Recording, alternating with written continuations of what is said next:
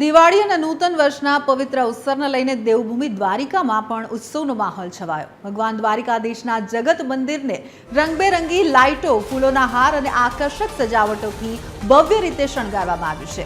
દેશ વિદેશમાંથી હજારો ભક્તો અહીં દર્શન માટે દ્વારિકા નગરીએ પહોંચી રહ્યા છે। પરંપરાગત રીત રિવાજ અને વૈદિક મંત્રોચ્ચાર સાથે ઉજવણીનો આરંભ થયો। ભક્તોના વધતા પ્રવાહને ધ્યાનમાં રાખીને મંદિર ટ્રસ્ટે દર્શન સમયમાં પણ બદલાવ કરી વિશેષ વ્યવસ્થા ગોઠવી, સાથે જ ભક્તોને શાંતિપૂર્ણ રીતે દર્શન કરવા માટે વિનંતી કરી।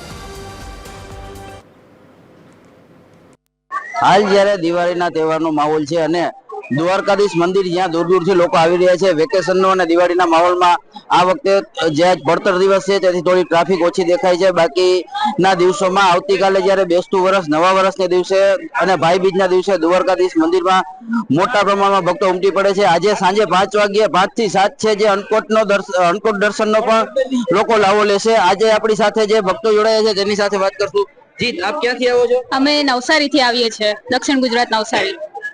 આ દ્વારકાધીશના દર્શન કરીને કેવો અનુભવ થયો? ખૂબ જ સરસ લાગે છે, એમ એકદમ પવિત્ર લાગે છે કે અહીંયા આવીને પવિત્ર થઈ ગયા હોય, એમ દર્શન કરી લીધા હોય। મેનેજમેન્ટ પણ ઘણું સારું છે અહીંયા।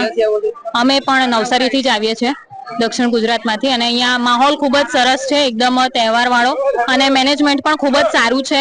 મતલબ અમને દર્શન કરવામાં જરા બી તકલીફ નથી થઈ, વ્યવસ્થા બધી ખૂબ જ સરસ છે અને એકદમ માહોલ સારો લાગે છે। મતલબ આમ દિવાળી જેવું, દિવાળીના દિવસે અને મતલબ દર્શન કરીને ખૂબ જ સારું લાગે છે, એમ કે અહીંયા આયા તો આપણી યાત્રા સફળ થઈ હોય એવું લાગે છે। જી, આપણે જોયું કે નવસારીથી આવેલા ભક્તો દ્વારા જે દર્શન કરી અને લાવો લીધો અને ધન્યતા અનુભવી, અને એ જ લોકોએ જે છે કે મેનેજમેન્ટનો પણ વખાણ કર્યા છે કે શાંતિપૂર્વક દર્શન કરી શકે છે। ટીવી 13 ગુજરાતી, ખુશાલ ગોકાણી, દેવભૂમિ દ્વારકા।